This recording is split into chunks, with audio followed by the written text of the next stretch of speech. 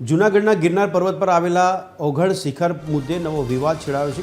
જૈન મુનિઓ અને શ્રદ્ધાળુઓ દ્વારા શિખર પર અનધિકૃત રીતે ધ્વજા ચડાવી સૂત્રોચ્ચાર કરાતા સનાતન ધર્મના સંતોમાં ભારે રોષ જોવા મળ્યો।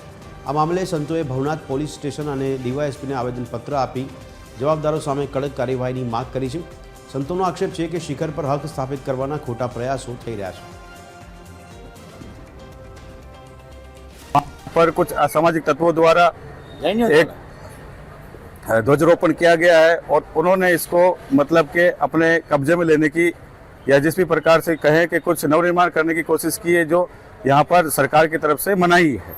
तो हमारा यही कहना है सरकार से भी और सभी लोगों से, सनातन वासियों से, कि भाई इस प्रकार की कोई अप्रिय घटना महाशिवरात्रि के मेले में या कदाचित आगे कभी ना घटे, इसको संज्ञान में लें। ત્યાં જઈને ઉપદ્રવ કર્યો, સંરક્ષિત જે સ્થાન છે પુરાતત્વ વિભાગ દ્વારા, અને એ જે સ્થાન ઓગળટૂંકનું જે સ્થાન છે એની માલિકી શ્રી ગોરક્ષનાથજીની દલીચાની જગ્યા સોમનાથ બાપુના હસ્તગત હોવા છતાં પણ આ જૈનો દ્વારા આવી રીતે ત્યાં જઈને ઉપદ્રવ કરવો, નારાબાજી કરવી, ધજાઓ લગાવી અને ત્યાં સંરક્ષિત સ્થાન પર પેન્ટથી અમુક વાક્યો અને ચિહ્નોના ચિત્રણ કરીને જે કાંઈ આ ઉપદ્રવ થઈ રહ્યો છે એમાં અમે આજે ભવનાથ પોલીસ ચોકીમાં આવેદન આપેલું છે।